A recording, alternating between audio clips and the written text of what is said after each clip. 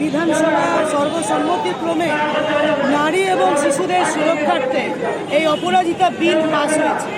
কিন্তু আমাদের দুর্ভাগ্য, আমাদের দেশের রাষ্ট্রপতি মহিলা হওয়া সত্ত্বেও মহিলা এবং নারী সুরক্ষার্থে যে অপরাজিতা বিল পাস হলো এখনো পর্যন্ত তিনি সই করলেন না। আমরা যাতে অতি সত্বর এই বিল স্বাক্ষরিত হয় এবং কেন্দ্রীয় সরকার যাতে অতি সত্বর এই অপরাজিতা বিলকে আইনে পরিণত করে, তার জন্যেই আমাদের আজকের এই পথে নামা। আমরা অলরেডি মহিলা তৃণমূল কংগ্রেস কয়েকদিন আগে আমরা ব্লকে ব্লকে মিছিল করেছি, ধর্ণা করেছি এবং আজকে জেলা আরামবাগ সাংগঠনিক জেলা তৃণমূল মহিলা কংগ্রেস আজকে আমরা রাস্তায় নেমেছি।